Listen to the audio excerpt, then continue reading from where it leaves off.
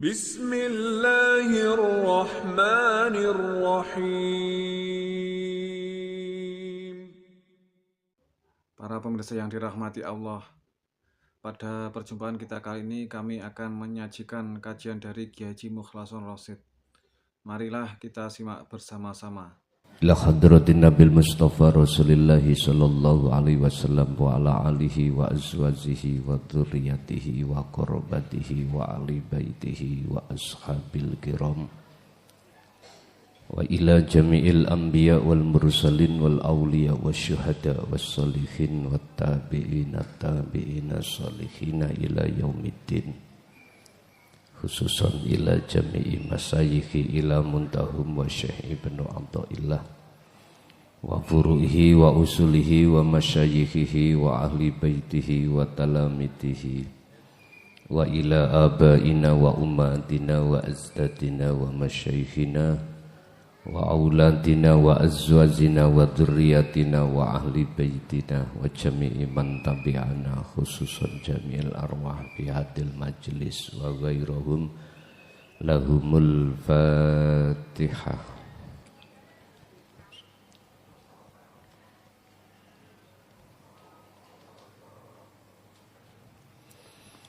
Bismillahirrahmanirrahim. Hamda yuwafi ni'amahu wa yukafi majidah. Ya Rabbana lakal hamdu kama yanbaghi li jalali. Asyhadu an la ilaha illallah wa asyhadu anna Muhammadan abduhu wa rasuluh. Allahumma salli wa sallim wa barik alaihi wa ala alihi wa ashabihi ajma'in, amma ba'd. Apapun yang Allah berikan terhadap kita berupa nikmatul imdad yang bersifatkan kebutuhan jasmani, itu disebut anugerah. Dan anugerah ini akan bisa menghalangi hatimu pada Allah manakala kamu, hatimu itu tidak punya akses untuk masuk di dalam alam akhirat. Saya ulang, apapun yang Allah berikan nikmatul imdad yang berupa kebutuhan jasmaniah ini disebut anugerah, akan menghalangi hatimu terhadap Allah manakala tidak mempunyai akses untuk masuk di alam akhirat di dunia ini. Sebab kita bicara anugerah itu macam-macam bentuknya.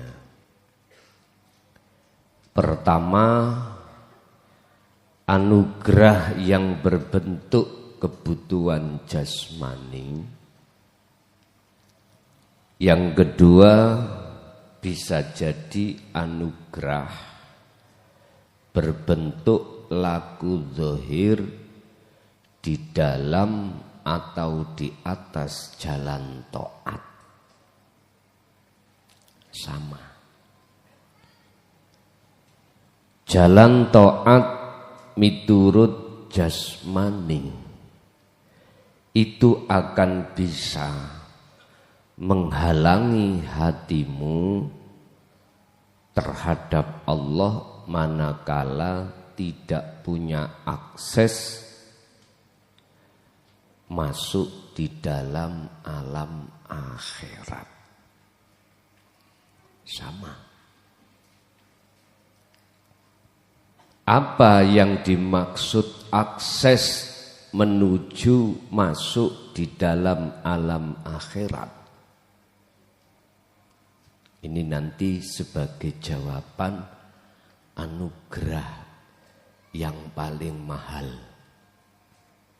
Anugerah berikutnya yang nomor 3. Anugerah yang nomor 3 adalah Gusti Allah memberikan, mengizinkan akses terhadap dirimu untuk masuk alam akhirat.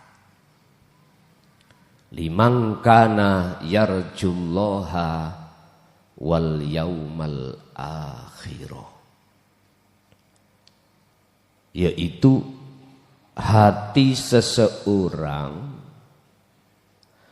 yang sudah diizinkan Allah baik memahami maupun cara mengamalkan zikir sejatine zikir, wahwa utawi sejatine zikir itulah zikron kathiron ai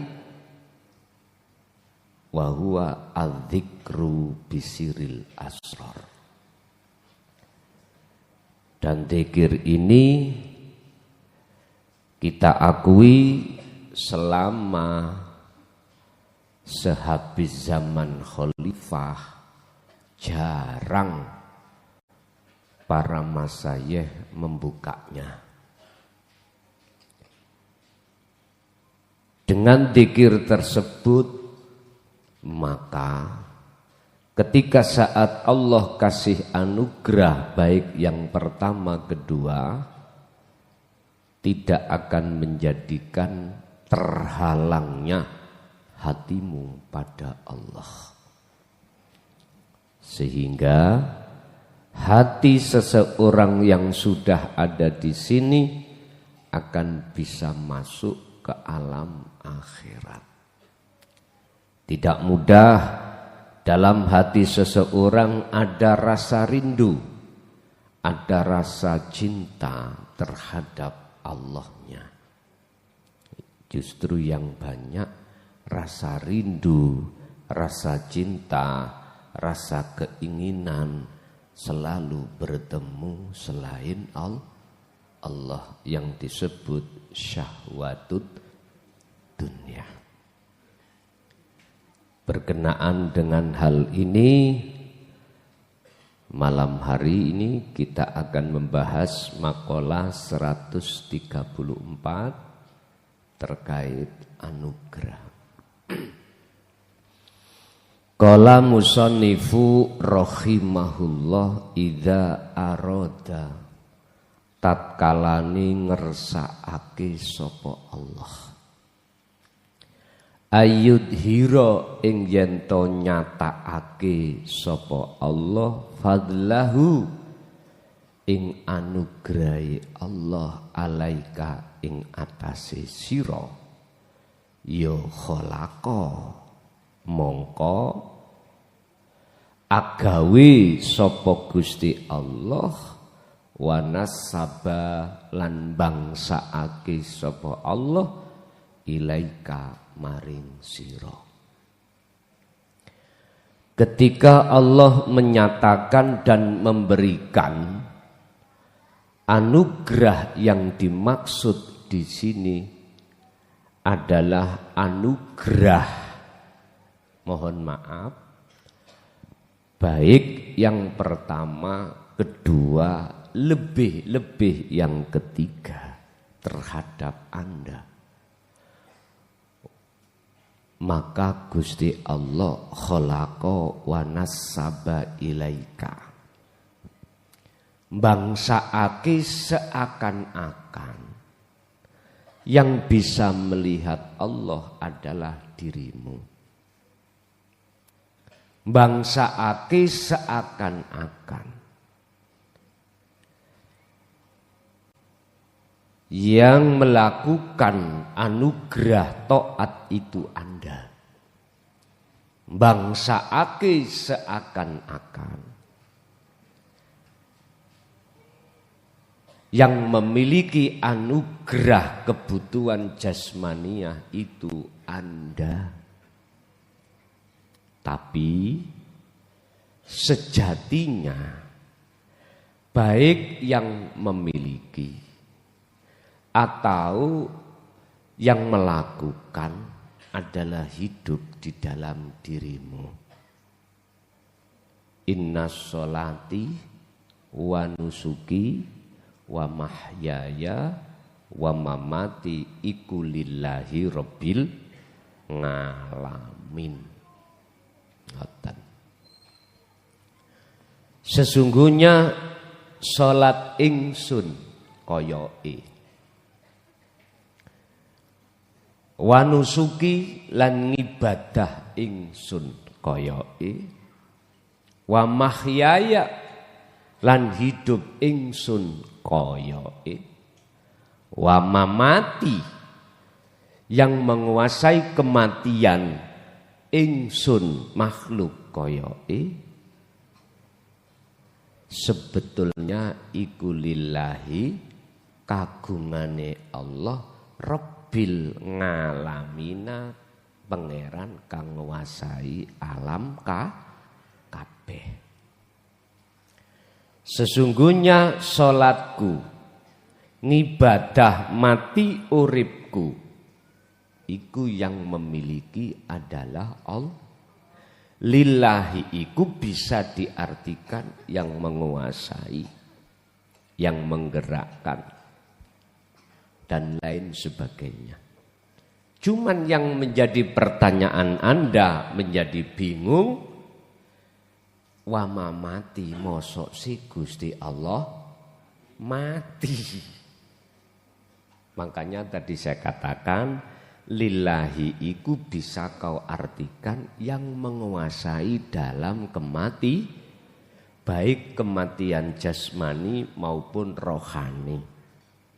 Kematian jasmani berarti dikubur ning lemah. Kematian rohani jenengan iki yang menguasai hatimu mati terkubur oleh nafsu iku yo Gusti Allah, bukan nafsu. Iku kalau sudah sampai pada titik di mana Anda sudah kewusulan pada Allah. Bapak Ibu, wanasaba ilaika iki mbangsaake koyok-koyok. Sing ngaji ki klason koyok. Lah anugerah yang dimaksud di sini adalah akses hati Anda untuk bisa melihat hidup di dalam penguasaan sing ngaji kuwi. Saged dipaham ya? Berarti anugerah yang tertinggi di mata Allah itu bukan anugerah yang pertama, yang kedua, tetapi anugerah yang menjadikan hatimu bisa masuk di alam akhirat. Yang di situ alam pertemuanmu terhadap Allah. Makanya Gusti Allah memberikan petunjuk in asobathum musibah. Tatkala kau dihadapkan perkara musibah, perkara yang enggak enak, itu Anda diperintahkan kembali kepada Allah. Artinya, lihatlah Allahnya, jangan melihat musibahnya. Anggiti gampang ngono ta. Nyun sewu. Semua itu ada prosesnya Bapak Ibu. Angel buat siapa? Sulit buat siapa? buat kita yang tidak pernah mengerti tentang Allah, sehingga susahnya itu nggak bisa masuk. Tapi bagi yang sudah mengerti tentang ilmu dan amalnya, walaupun susah, suatu saat pasti akan bisa masuk. Saya ulang, bagi mereka yang sudah paham baik secara keilmuan maupun pempraktekan, sesusah apapun suatu saat pasti bisa masuk ke alam akhirat. Kata Allah, lakukanlah hal ini di saat kau masih di dunia sesering mungkin. Makanya bahasanya tidak cukup zikron sebagai maf'ul mutlak, tapi ditambahi sifat kathiron tur kang akeh. Sesering mungkinlah kau berjalan di atas sirotol mustaqim di dunia ini. Pundi yang dimaksud berjalan di atas sirotol mustaqim? Allah menjelaskan di dalam surah Maryam ayat 36, fa'buduh. Inilah sirotol mustaqim. Yang dimaksud fa'buduh itu masuknya ruhaniyah, masuknya hati di alam akhirat. Inilah yang disebut fa'buduh. Arti secara murad fa'buduh itu adalah nyembai ruhaniyah, bersaksine ruhaniyah terhadap wujudnya Allah. Otomatis tidak lepas dari sistem dzikir sirul asrar. Sehingga Allah katakan, lakukanlah ini di dunia ini sesering mungkin. Sebab siapa yang sering melewati jalan setapak akan terbentuklah seperti jalan.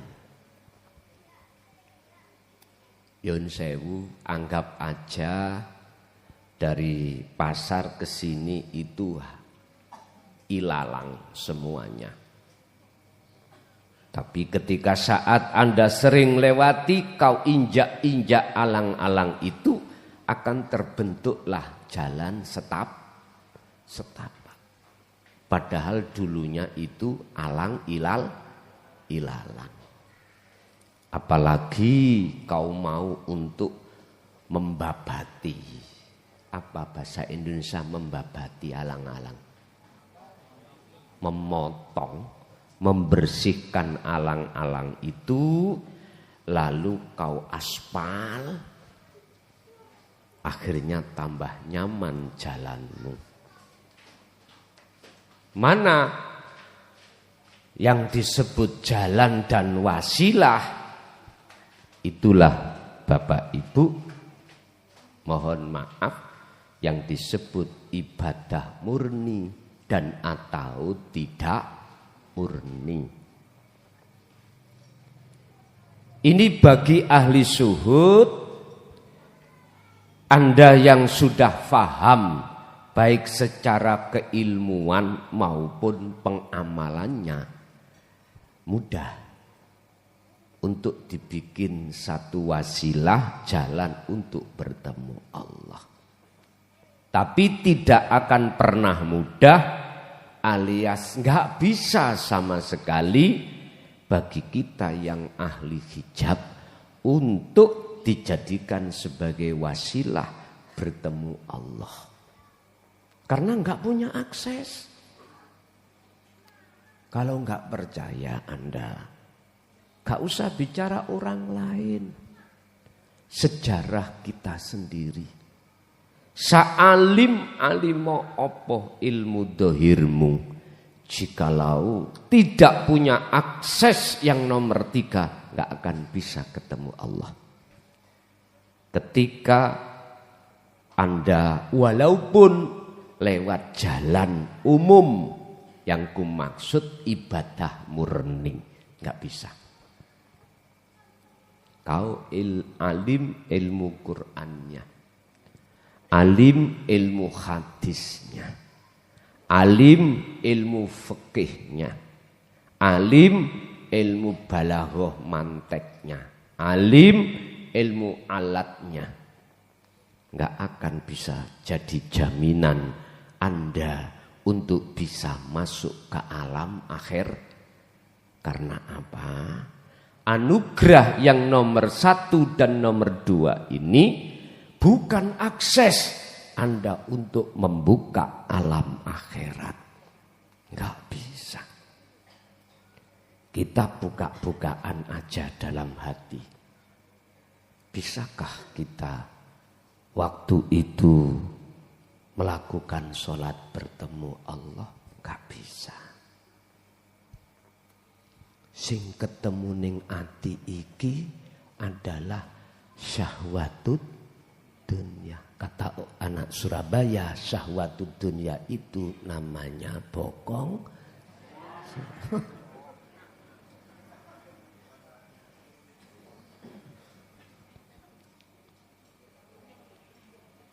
Kalau nek ngomong bokong sewok mesti ngadep rono. Mpun tersinggung Bu, pun. Maksud kula di dalam syahwatud dunya ini Allah menerangkan minan nisa. Mengapa tidak minar rijal? Kok nisa Qur'ani? Setelah itu adalah banin, anak lanang. Mengapa tidak anak perempuan? Karena umumnya kita sebagai orang laki-laki sukanya anak laki-laki.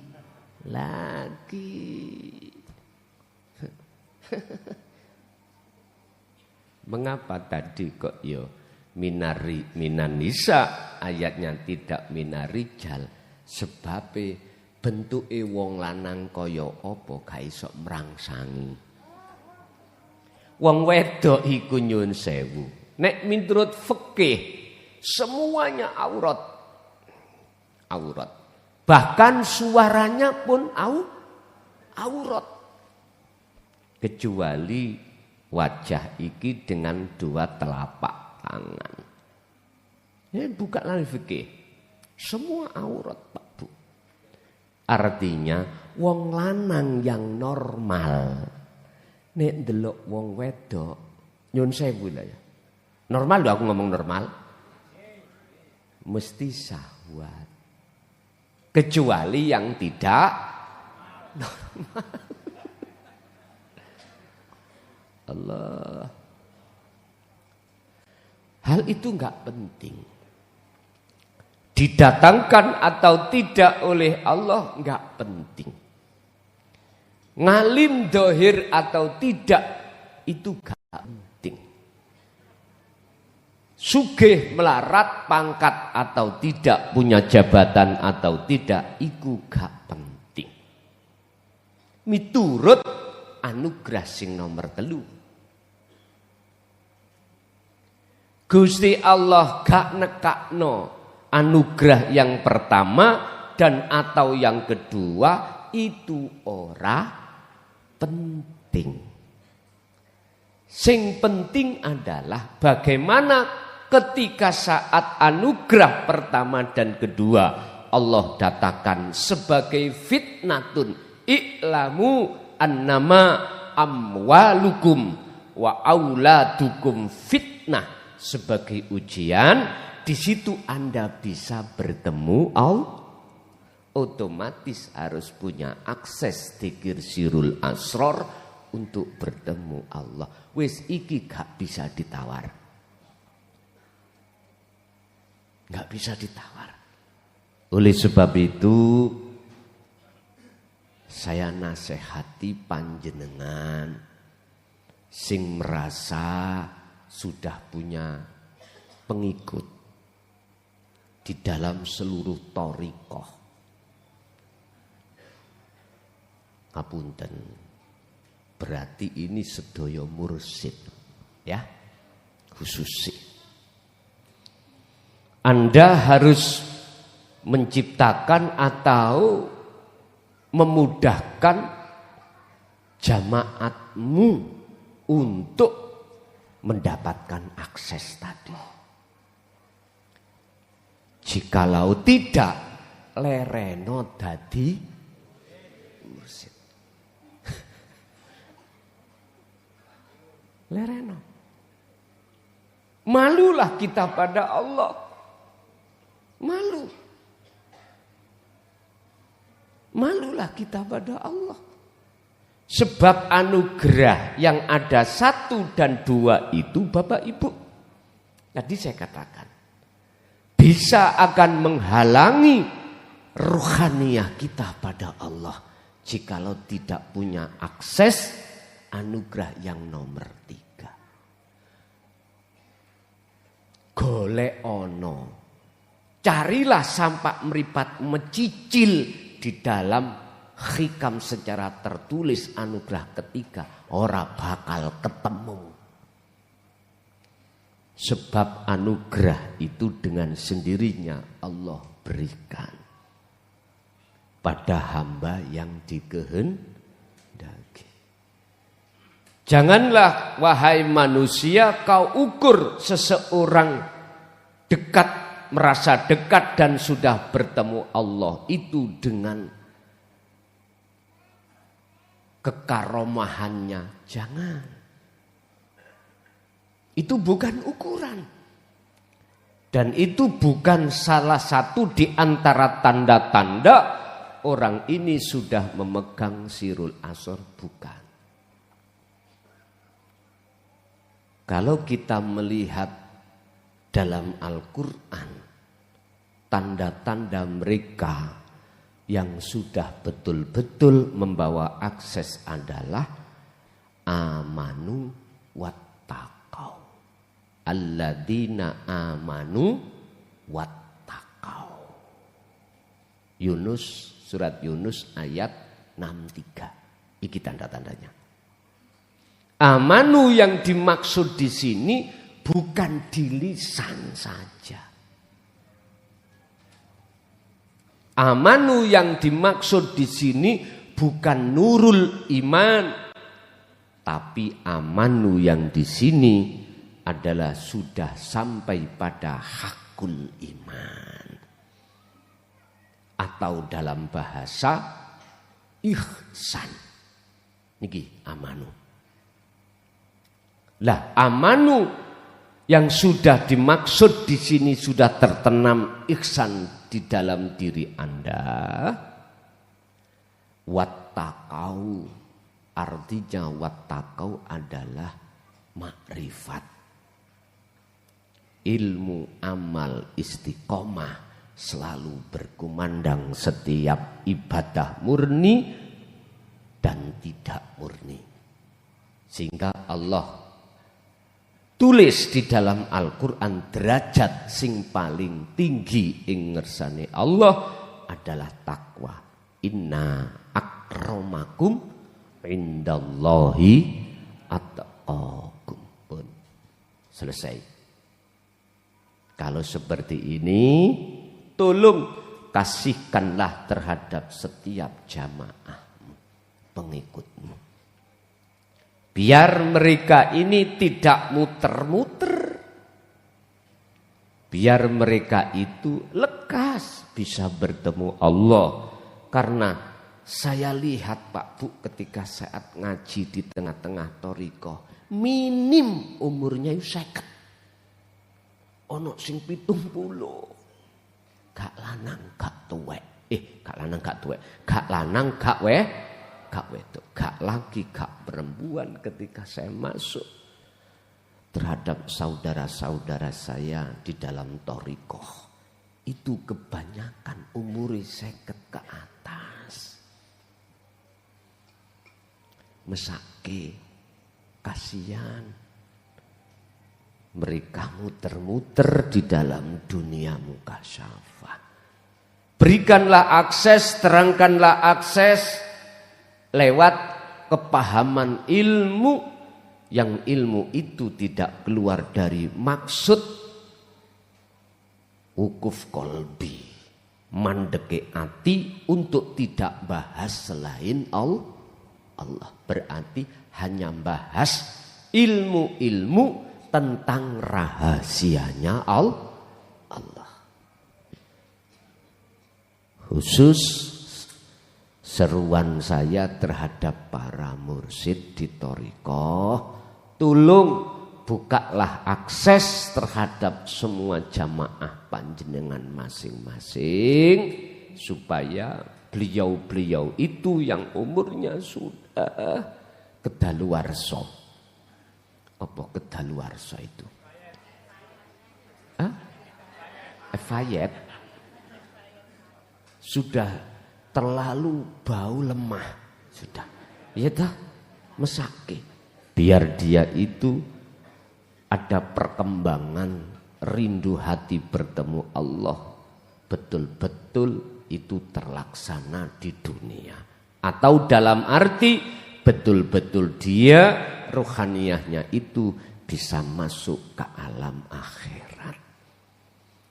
Otomatis idfin wujudaka fi ardil khumul.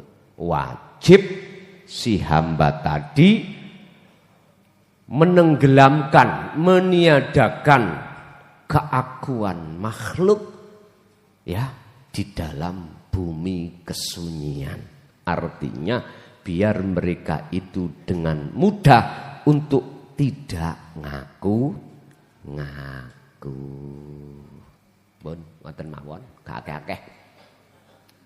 Wis sing takon monggo takono.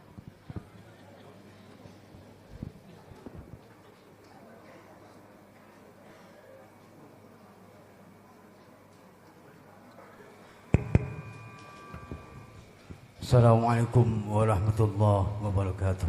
Waalaikumsalam warahmatullahi. Perkenalan Gus, saya Muhammad Suwarno dari Ploso Jombang. Ploso Jombang, nggih. Yang pernah ditawar beras nggak lulus Gus. Halo. Pernah ditawar beras yang nggak lulus. Tahun berapa Pak? 86. 86. Adiknya Gus ya, adik kelas. Ya. Wonten komplek pundi? Ten Salafia, Gus Sobirin. Masya Allah, nggih. Mboten lulus Gus, tasik bodoh nih. Goblok. Jenengan boten dempet nanggone Mbah Yai Najib. Iki nantos ngaos pisan nyolong sandal. Pun diusir kali ya ini. Sebab ngene, Mbah Yai Fatah, Mbah Yai Najib itu ada akses ilmu ini, cuman nggak dikeluarkan.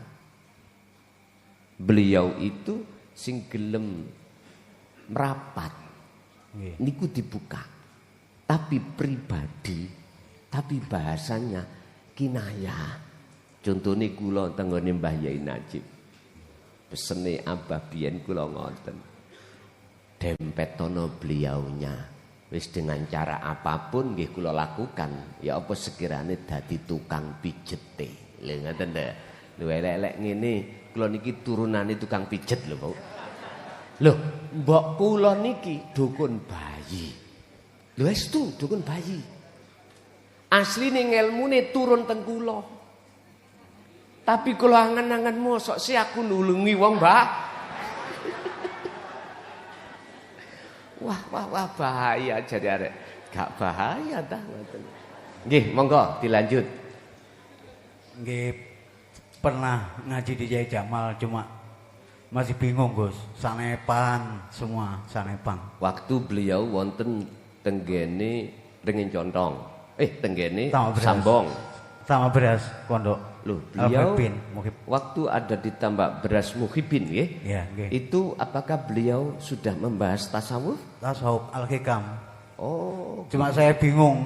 Di situ sir kopi aja saya bingung, Mas. oh ngaten. Ngertinya saya di sini sir kopi. Ya beberapa pertemuan saya bingung. Jadi Nggih. tidak paham. Nggih, Cuma nggih. saya garisi sir kopi. Nggih. Belum jelas. Nggih. Mboten napa-napa. Lanjut. Dari bujangan Gus memang terus terang ini vulgar ya. Asline pundi jenengan? Ploso Jatigedong. Asli nggih. Berarti jenengan duduk napa mondok? Mondok sekedap. Mondok, Nggih. Nggih. Mbut. Lanjut. Tukar sandal.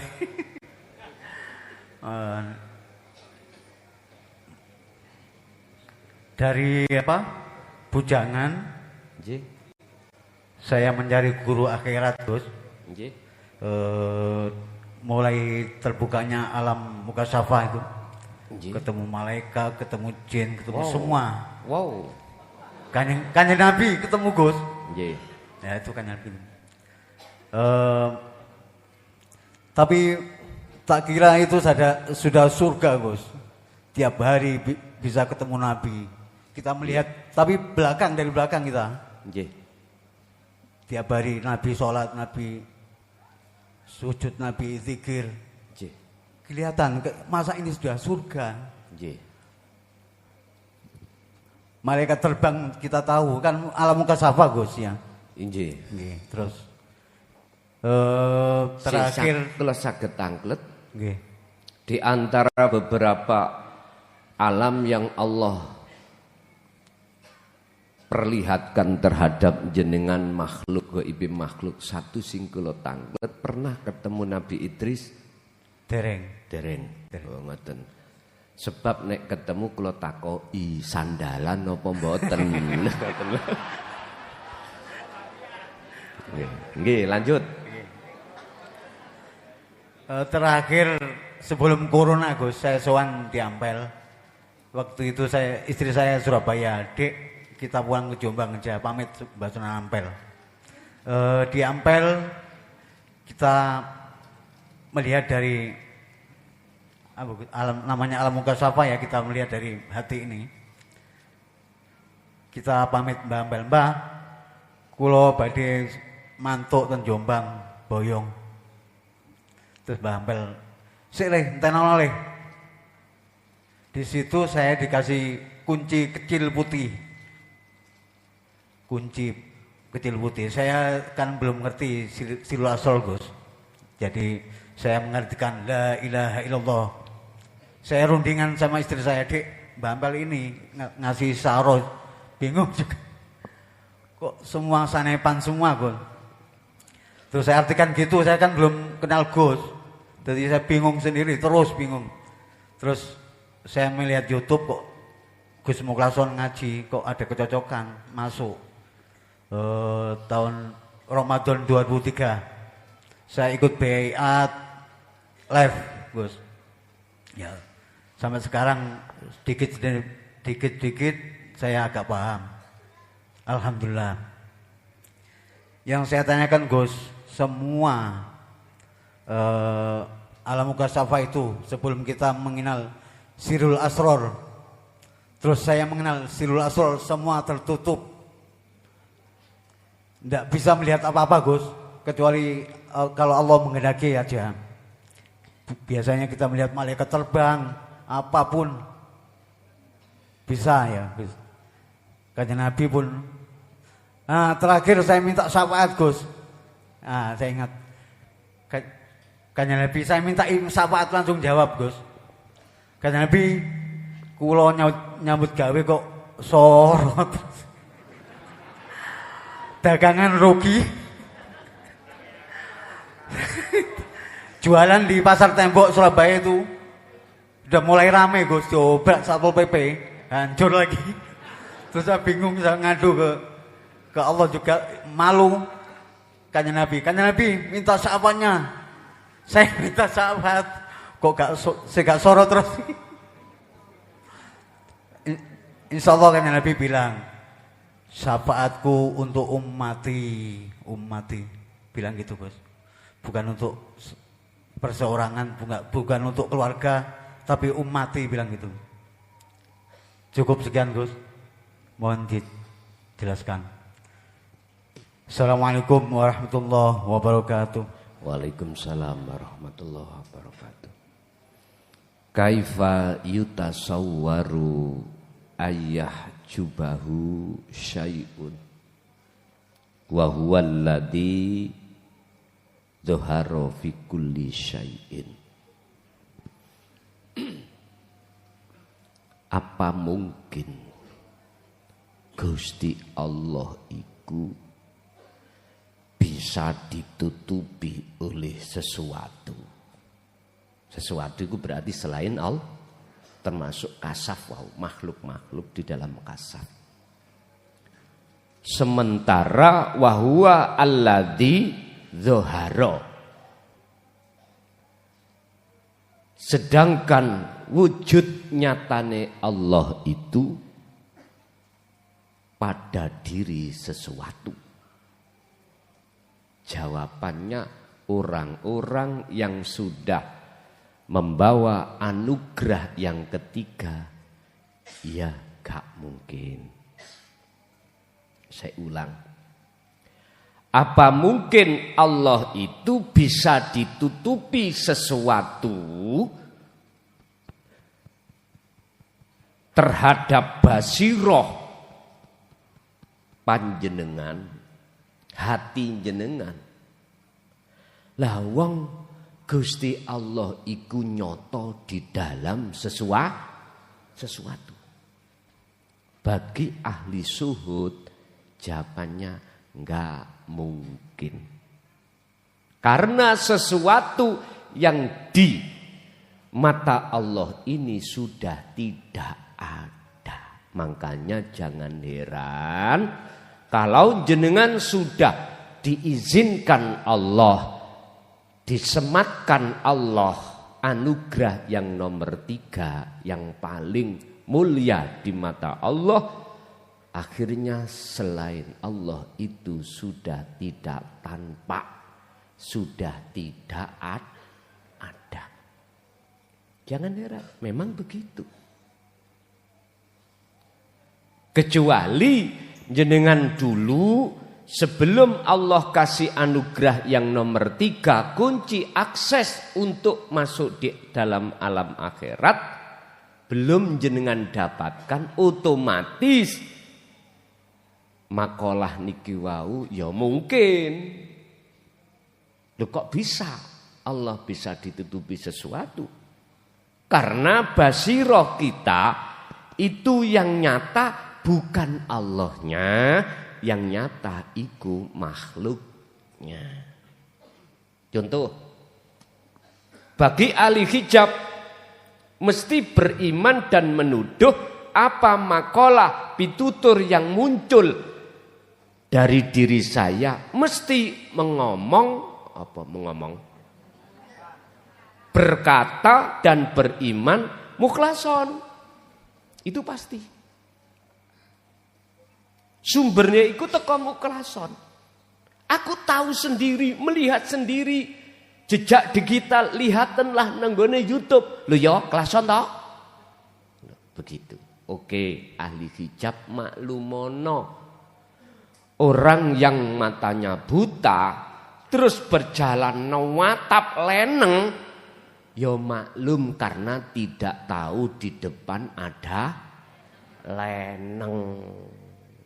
Bahasa Indonesia leneng, tiang listrik. Niki, maklumono jangan salahkan. Tapi bagi mereka yang tidak buta, enggak mungkin. Jelas di depan ada leneng kok ditabrak, enggak mungkin. Artinya apa? Enggak mungkin Allah itu bisa terhijabi oleh sesuatu. Karena sesuatu itu sudah dia tinggalkan, sudah tiada. Loh, kalau yang nyata Allah dalam hati jenengan secara batiniah, maka pasti Allah akan menggiring Anda di dalam nyatanya Allah dohir. Wis tutuk Allah dohir nyatani, ya sudah. Nama makhluk wujudnya sudah tidak ada. Akhirnya semua wujud itu wujudnya Allah yang di dalam proses dikatakan nurullah. Sama wujud listrik yaitu cahaya ini. Sudah tidak ada perbedaan antara setrum dengan cahaya. Ini berarti jenengan ada di makom khawasul khawas. Nek sampean pingin di makom khos langsung aja setrum demokan. Nek gak kayal. Iku makom khos. Akalmu hilang wis, nggak ada kesadaran. Tapi kalau jenengan ikut di makom khawasul khawas, ya begini. Gak kayal-kayal ning paham.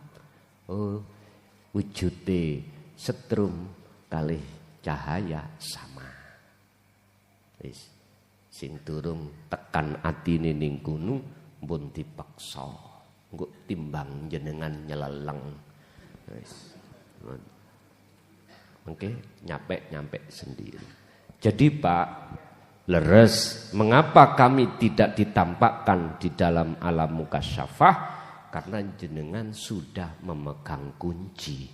Sehingga apa makhluk di dalam alam kasaf, itu memang Allah sisihkan di dalam hati jenengan untuk menyatakan anugerah yang nomor 3 tadi.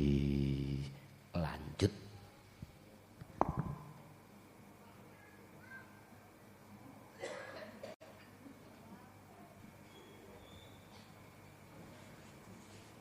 Assalamualaikum warahmatullahi wabarakatuh. Hadirin pun waleh teng kula setiap Sabtu tanglet masalah ati kula nggih kepingin tanglet. Yai mohon dijelaskan dalam ngaji pada malam hari ini untuk menuju ke Ahad itu dalam sholat mulai iftitah, Fatihah sampai at-tahiyat akhir itu kan artinya sebagai global hamba kepada Allah interaksi. Jadi untuk konsentrasi ke Ahad itu mohon dijelaskan dan dipilah-pilahkan supaya di waktu sholat saya tidak gendeng. Terima kasih. Wassalamualaikum warahmatullahi wabarakatuh. Waalaikumsalam warahmatullahi wabarakatuh. Kanjeng Nabi dawuh tentang sholat. Jadikanlah sholat itu munajatmu terhadap Allah.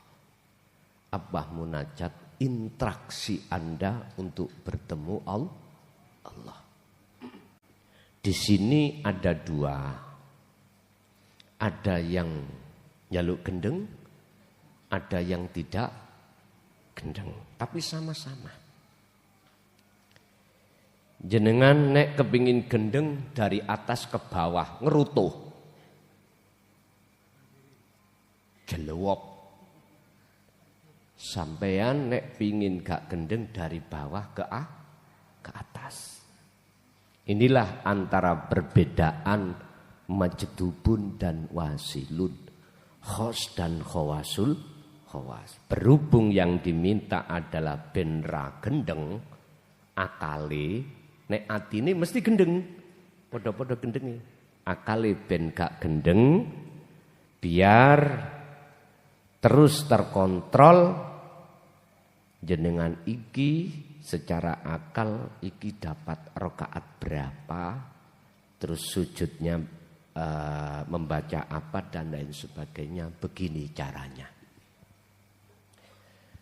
Sebelum jenengan takbiratul ihram, tolong di situ ada beberapa syarat, rukun. Kita sudah melewati syarat. Kalau syarat kan di luar, syarat sahnya sholat termasuk kita harus suci lahir dan batin. Artinya lahir, baju tempat apa yang jenengan gunakan sholat wajib suci.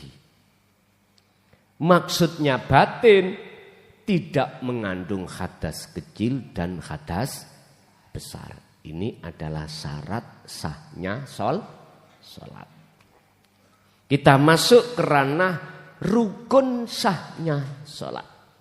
Pertama adalah niat. Sebelum jenengan niat, sebelum jenengan takbiratul ihram disertai niat, tolong sekali lagi, iki prosesnya wasilun. Hati jenengan harus terlebih dahulu memfungsikan anugerah yang ketiga. Harus ada rasa dalam hati kehadiran Allah dalam dan luar diri Anda. Setelah itu, budi sih merasa kehadiran Allah hidup dalam dirimu.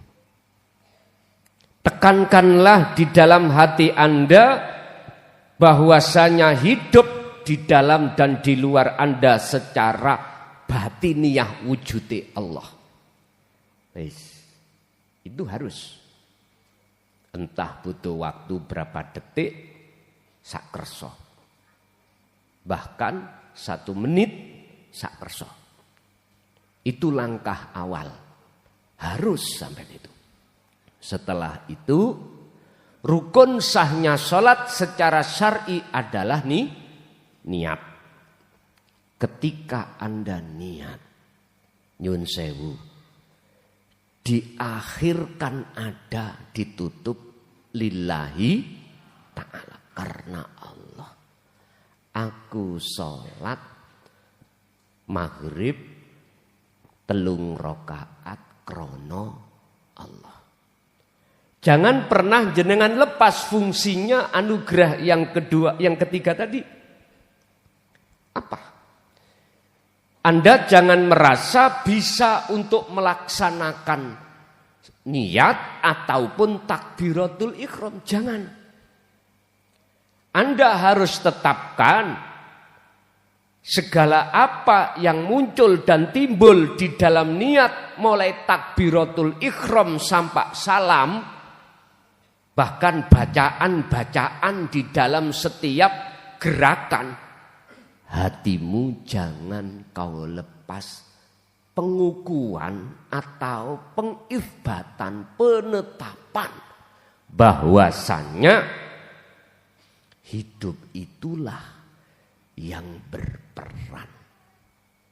Inilah yang dimaksud inna sholati wa nusuki, terus diterusno iku lillahi. Kok lillahi ta'ala, iku lillahi rabbil ngalamin. Niki Quran, ayat niku. Niku Pak, tahap-tahapan yang harus jenengan jalankan. Ibarati tangga, tahu tangga nggih? Bukan tetangga, tangga. Sing digemenek niku. Ada tangga 1, tangga 2, sampai ujung. Urusan di tengah jalan, lepas diri keakuan makhluk, tapi nyoto keakuan Allah. Itulah jenengan yang disebut di dalam ayat wakumu lillahi qanitin ay khashi'in. Itu yang dimaksud. Itulah sholat khusyuk. Sehingga Allah tetapkan di dalam surah Al-Mu'minun ayat 1 dan ayat 2. Sungguh beruntung, bahagia, damailah bagi orang-orang mukmin yang ketika sholat bisa bertemu Allah. Dijawab khashi'in. Qad aflahal mu'minuna alladzina hum fi sholatihim khashi'un. Niku Pak. proses-prosesnya untuk bisa sampai bertemu Allah di wasilah, di jalan, di thariqah sholat. Kalau ini sudah Anda biasakan untuk melakukan, maka harus melebar di luar ibadah murni, ya juga lakukan. Contoh sebelum makan, jenengan iki kan di dalam syariat kan disuruh untuk membaca bismillah. Lah ngaten nggih? Iku karepe dikongkon eling apa yang ada di dalam aktivitas makan. Iku yang berkuasa hanyalah wujudnya Allah. Itu maksudnya dikongkon eling nang Gusti Allah. Jenengan disuruh ingat terhadap Allah. Trapno sehingga mau makan jenengan harus berhenti dulu, tenangkan hatimu dan fungsikan anugerah yang nomor 3 tadi. Nggih. Nggih, lanjut.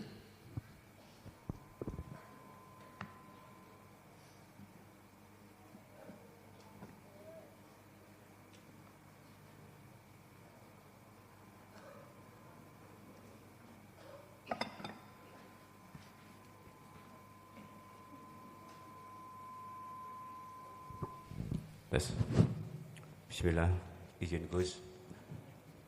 Pemula, senior saya, mohon maaf. Di Al-Hikmah, Ibnu Athaillah ke-7 kalau nggak salah Gus. Al-Hikam, ya. Bersungguh-sungguh sejak permulaan. Barang siapa yang bersinar pada awalnya, maka ia akan bersinar pada akhirnya. Di akhir penjelasan, adapun orang yang bermalas-malasan pada awalnya, ia tidak akan mendapatkan pencaran cahaya ilahi pada akhirnya. Ini hemat saya kok terlalu syariah. Mungkin keterbatasan pemahaman saya.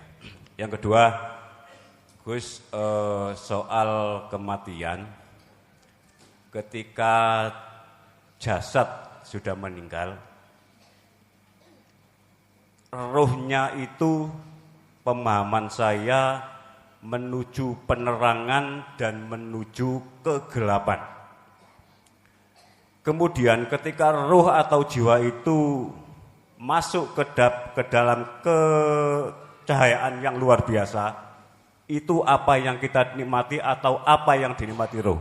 Begitu sebaliknya, ketika ruh itu masuk di dalam sebuah kegelapan itu yang luar biasa, bahasa teman-teman mungkin atau bahasa saya tidak diterimanya ruh, itu kondisinya bagaimana dan sampai kapan ruh itu menikmati perjalanan itu.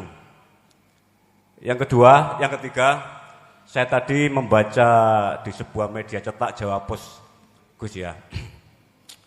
Ada sebuah keluarga yang beli rumah baru. Kemudian ketika renov, pembongkaran dan sebagainya, itu melihat di situ itu ada kepala sapi. Kemudian dalam perjalanan belum hitungan bulan, penghuni itu melihat cahaya, melihat sosok hitam yang luar biasa menakutkan. Kemudian si tuan rumah sakit-sakitan dan sebagainya. Kemudian ke orang pintar. Orang pintar itu nggak tahu kiai atau apa, nyuruh pindah. Kemudian rumah itu dijual dan pembelinya informasinya juga menikmati itu. Pertanyaan saya, ini sekilas dari itu kayaknya bukan yang beragama Islam, penghuni pertama. Nah, kalau ini alam mukasafah, apakah orang yang tidak beriman atau di luar agama Islam akan menikmati alam itu? Atau Alam mukasafah itu khusus bagi orang-orang yang sudah di circle kita, atau di torika, atau di hakikat, atau di marifat. Itu terima kasih Gus. Assalamualaikum warahmatullahi wabarakatuh. Waalaikumsalam warahmatullahi wabarakatuh. Walaupun ilmu tentang anugerah nomor 3 itu sudah disampaikan, kalau jenengan iku bermalas-malasan, arti kata lain masih mementingkan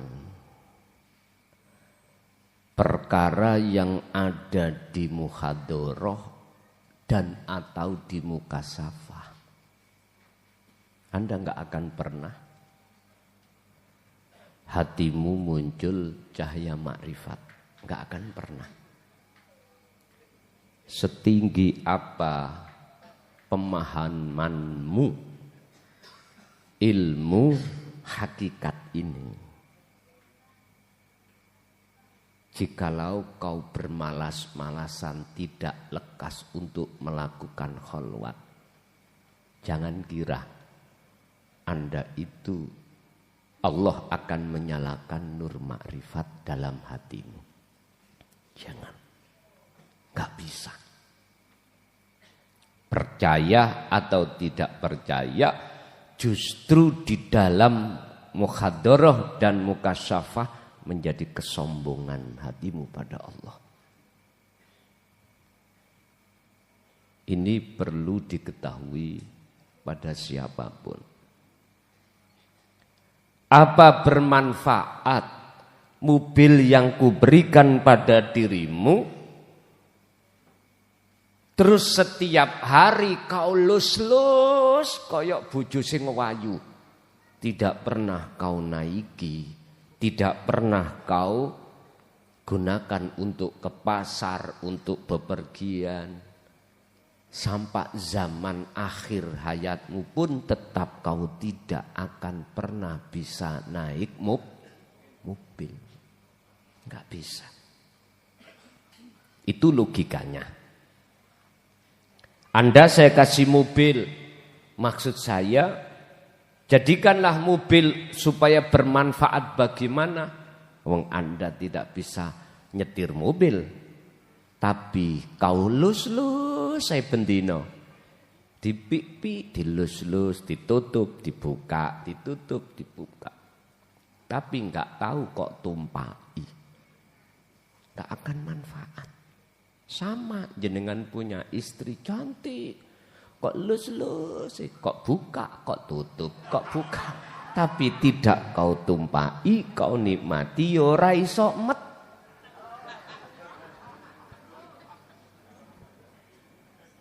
Paham nggih? Berarti mendatangkan ilmu tentang dinut tauhid iku ya penting, tapi luwih penting mengamalkannya, mempraktekannya di dalam kholwat. Ben Sabtu ngaji, cocotku sampak ledeh. Iya. Takon, bandawino takon. Tapi ra gelem nglakoni. Yo tetep ae. Ya seperti itulah. Iki laksana seperti itu. Makanya kadang-kadang kula niki duwe pengangen-ngangen ngeten. Iya ya. Jane apa sing diperintahno Allah untuk menyampaikan ini, tak pikir yo abot. Tapi berhubung itu perintah, ya tak sampai no. Terus tak delok ning nisor, kiwa tengen.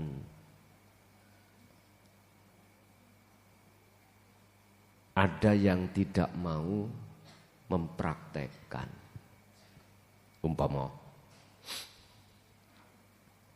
Terus Nafsu dalam diriku iku ngomong ngeten, Pak. Son percuma kok omongi. Takok yo kok jawab. Tapi ra gelem nglakoni. Nafsu lereno ae gak usah omong. Nafsu. Tapi Gusti Allah ngilingno. Son rungokno yo kupingmu. Sing dadekno dhek iku mau gelem mau untuk mengamalkan yo aku. Sing dadekno gak gelem gak mau ngamalno yo aku. Ngerti yo iklam, ngerti yo son. Kuwi ku tugasmu iku illa mubasyiron wa nadhiron. Nyampe tok. Pun tabrakan, Pak. Dawe nafsu ambek dawe Gusti, tinggal kula niki ngrungokno dawe sapa. Ya otomatis ya kudu ngrungokno dawe Gusti. Wis ra apa-apa. Walaupun di antara panjenengan ini barangkali yang tidak mau untuk melaksanakan, ya ora apa-apa. Nah, akhirnya ati iki nyaman, Pak. Makanya pertanyaannya tadi, nur makrifat itu, Pak, akan dimunculkan oleh Allah manakala jenengan iki praktek khalwat dengan sistem nyuwun sewu, akses yang sudah Allah berikan jenengan fungsikan, yaitu zikron sejatine zikir kathiron terus menerus. Pun satu. Nomor 2, masalah roh yang mati. Allahu waliyul ladina amanu yukhrijuhum minadh-dhulumati ilan nur. Kematian jasmani ini.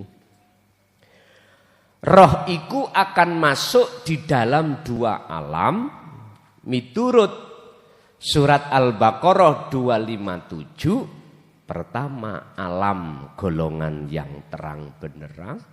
Yang kedua, walladzina kafaru auliya'uhumut tauhid yukhrijunahum minan nuri ilad dzulumat. Akan masuk di dalam alam yang gelap. Pertanyaannya, kedua roh itu yang dialami, yang dinikmati itu apa? Lah ngeten nggih? Apa? Jawabane ngeten. Jenengan tidur nek mimpi diuber-uber wong gendeng nggawa celurit mlayu mboten? Mlayu. Diuber-uber macan atau guguk saking wedine lari mboten? Lari. Kadang-kadang sampak ketangen ngos-ngosan. Kadang-kadang itulah alam gelap. Tapi alam yang terang yang dinikmati jenengan sare ramimpi belas terus jenengan moro-moro bangun seger rasane. Itulah maksud alam terang. Apa sebabnya dia masuk di alam terang? Jawabannya ayat Allahu waliyul ladina amanu. Karena saat di dunia ini hanya Allah. Berarti selain Allah sudah tidak ada. Yang kau jadikan sebagai kekasihmu. Ini. Utawi Gusti Allah iku waliyun, bisa diartikan yang kau jadikan sebagai penolongmu hanya Allah. Berarti kekasih. maka yukhrijuhum, Allah akan menghilangkan kegelapan Anda untuk menuju ilan nur, terang benderang. Umpama gambaran ini, apa sing kok nikmati tatkala kau mlaku mripatmu iku gak wuta. Terus apa yang kau nikmati ketika berjalan mripat Anda itu wuta. Bisa kita praktekkan, Pak. Estu. Wis ngeten mawon. Sitok untuk mlaku ngetan kono ya. Sitok meremo. Apa yang kau nikmati ketika kau merem berjalan itu? Gambarannya ya kuwi. Aku yakin terasa hati Anda gelisah, susah, gak keceglong gota. Nggih nek keceglong terus tiba ana pangkuane. Enggak tiba keceglong ning watu ya lara, Pak. Disitulah pun, itulah gambarannya.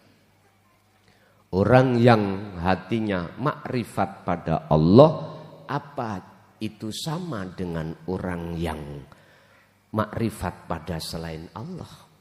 Apakah sama orang yang buta dan tidak buta?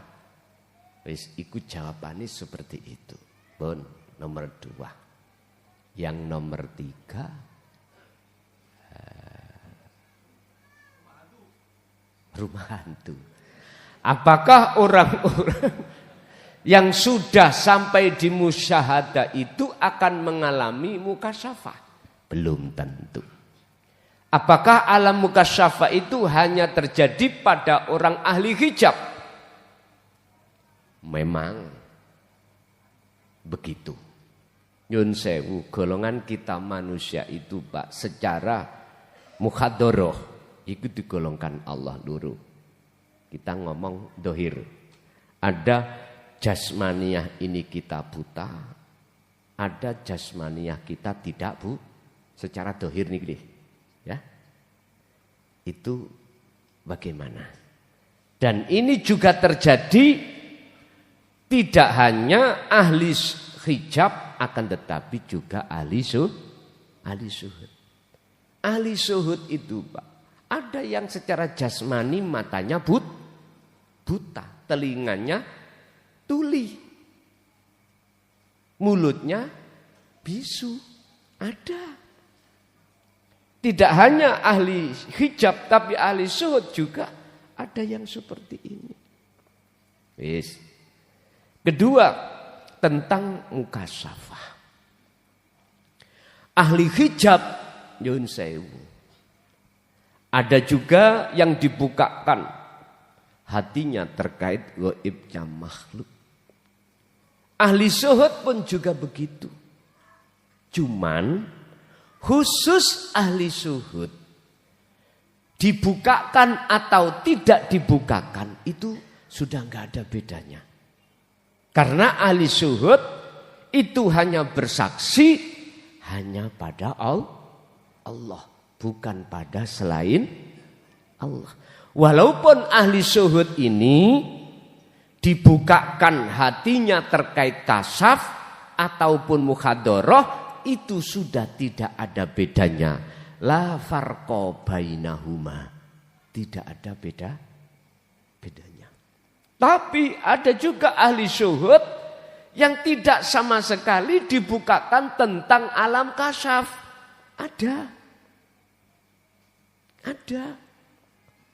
Makanya tadi saya katakan, anugerah pertama dan kedua ing monggo panjenengan ahli syuhud iku gak penting. Datang atau tidak datang, anugerah pertama dan kedua, anugerah pertama yang berkaitan dengan alam mukhadharah atau alam mukasyafah itu gak penting. Mengapa gak penting? Karena sudah tahu. Sudah tahu apa? Mana letak kebenarannya yang sebenar-benarnya? ja'al haqqu wa zahaqal batil innal batila kana zahuqa. Jikalau kebenaran yang sebenar-benarnya yang tidak bisa diganggu gugat itu datang, maka sirnalah kebatilan. Begitulah maksudnya. Oke, lanjut. 3 sudah. Sekarang Ibu E dulu kalau ada. Monggo.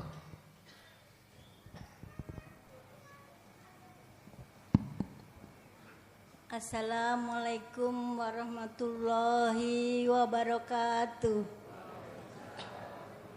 Gus, tolong jelaskan.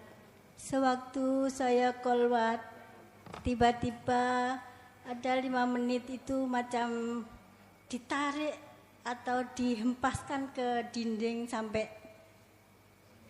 kehantam dinding. Tolong jelaskan ya Gus. Nggih. Sampun? Nggih, sampun. Nggih. Niku saking meluti sampean. Saya tidak. Gus, saya waktu itu ya tidak ngantuk, tidak apa Gus. Nggih. Sampun. Nggih. Ngaten mawon panyuwun kula. Matur nuwun. Assalamualaikum warahmatullahi wabarakatuh. Waalaikumsalam warahmatullahi wabarakatuh. Bapak Ibu, tidak semua secara fisik ketika saat Allah membersihkan hati panjenengan itu dihempaskan seperti itu, ndak, selamanya ndak. Ada yang tidak, hanya secara rohaniah. Ingat, ketika si Salik itu memfungsikan anugerah yang ketiga, itu pada hakikatnya adalah bebersih diri dari syirik khafi. Allah memproses, membersihkan keakuan jenengan sebagai makhluk yang disebut syirik khafi itu. Lah, ketika saat itu Allah bermaksud untuk menetapkan pertemuan terhadap panjenengan. Pertemuan itu akan terjadi setelah bersihnya kotoran hati yang dibersihkan Allah. Jikalau jenengan di situ kok sampak mengimbas terhadap diri jenengan diuncalne ditatapne tembok, iku saking melute panjenengan.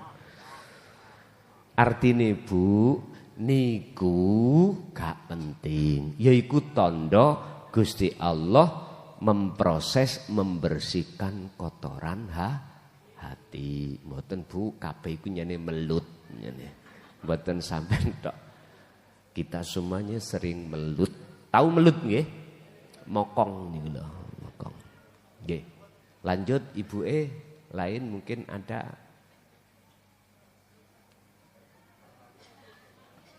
Monggo.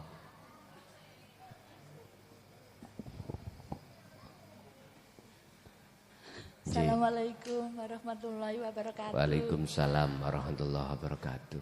Aduh, Gus, tambah lama, tambah didudukkan, semakin nggak ada rasa,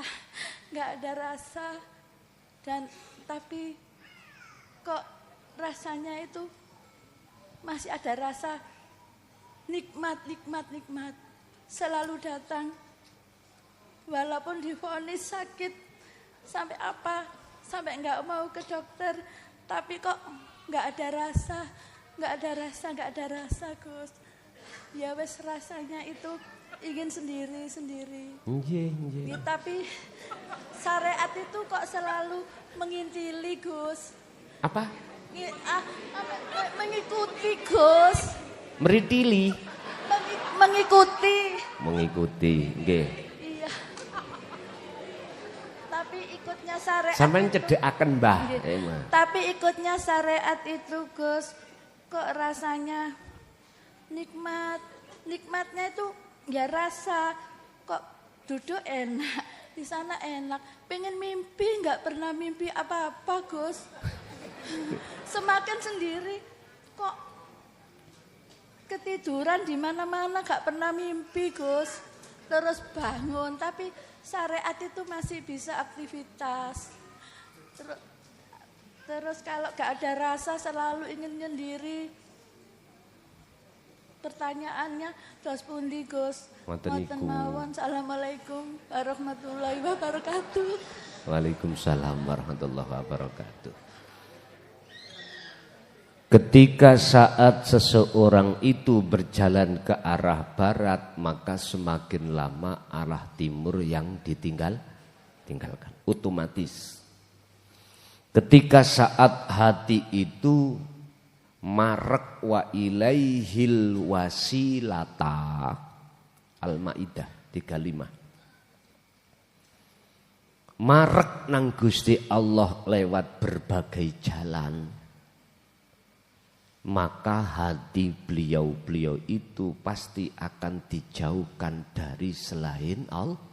Niku otomatis, Mbak. Otomatis. Lah jenengan pengen mimpi. Lah iku berarti malah ngotori jenengan. Ngotori hati jenengan, gak usah. Cukup kita itu terus saja wa ilaihil wasilata. Dalam hal apa? Wajahidu fi sabilillah. Meninggalkan apa seruane hawa nafsu. Nek jenengan isih ana ati pingin mimpi, berarti jenengan mendengarkan seruane hawa. Mula sangka iku jenengan bila mana keadaan di rumah orang itu banyak hutang kok kesini. Yun sewu. Tujuane ben sampean iku ndang lunas utange. Keliru.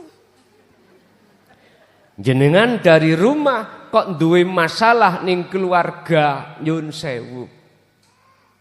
Bojone iku mang drengki karepe ben rukun kok kesini. Keliru. Niate lho ya, tujuane lho ya. Jikalau jenengan di rumah mempunyai hajat, pingin nyalokno lurah, pingin dadi kok kesini, keliru.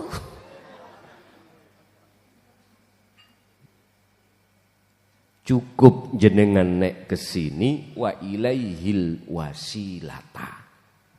Mareko nang Gusti Allah lewat jalan yang sudah Allah tetapkan. Dengan begitu maka apa yang tadinya persoalan dalam dirimu, ingat, wa may yattaqillaha yaj'al lahu makhrajan. Barang siapa yang betul-betul hatinya menanamkan takwa, ilmu, amal, istiqomah, berarti anugerah yang nomor 3. Persoalan jenengan yang sesulit itu, makhrajan. Allah buka niki Quran surat napa? At-Tolak ayat pinten? Ayat potongane ayat 2 kalih ayat 3. At-Tolak ngoten. At-Tolak niku pegatan. Berarti pegatane ati ambek syahwatut. Pegatane ati ambek apa kekarepan sampean mau ya berupa masalah-masalah itu. Wa yarzuqhu min haitsu la yahtasib. Tinggal kita dos pundi?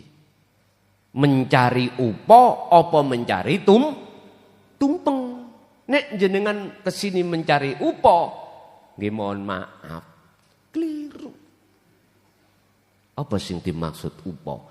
Ya selesai masalah.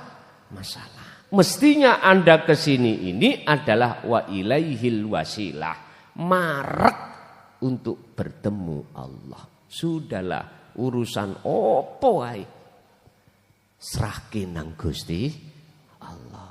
Pun. Nggih, situ engkas. Ibu nek tasik wonten lho ya. Masih ada? Kalau enggak ada ganti laki-laki, ngoten. Jadi 3. Pun Pak, enggak enek kelihatannya. Mungkin Bapak masih ada? Monggo.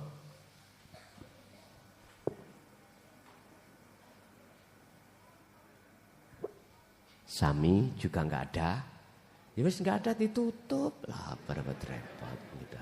Pun Bapak Ibu hadirin, ini sudah bulan November.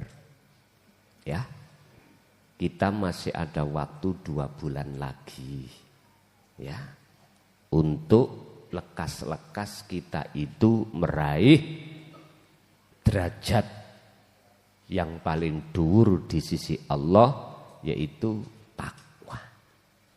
Entah takwanya itu berapa persen. Sing penting laku itu luwih penting daripada ngaji. Saya ulang, laku kholwat itu lebih penting daripada ngaji. Bagi sinten? Bagi jenengan yang sudah paham bagaimana untuk memfungsikan akses untuk bertemu Allah yaumal akhirah ini. Paham nggih? Nggih pun. Al-Fatihah. Bismillah. Akhirul kalam. Assalamualaikum warahmatullahi wabarakatuh. Alhamdulillah telah kita simak bersama kajian dari Kiai Haji Mukhlason Rosyid, pengasuh Pondok Pesantren Miftahul Ulum Jaya Baru, yang tepatnya beralamat di Jalan Perjuangan, Dusun Glonggongan, Desa Sumber Tebu, Kecamatan Bangsal, Kabupaten Mojokerto, Jawa Timur. Beliau adalah gambaran ulama muda yang mampu menjembatani nilai-nilai Islam tradisional dengan pendekatan modern. Kajian-kajian dari beliau fokus pada ilmu tauhid dan tasawuf. Semoga kajian-kajian dari beliau bisa memberi manfaat dan menambah keberkahan kepada kita semuanya di dunia dan akhirat. Amin amin ya rabbal alamin. Akhirul kalam. Wassalamualaikum warahmatullahi wabarakatuh.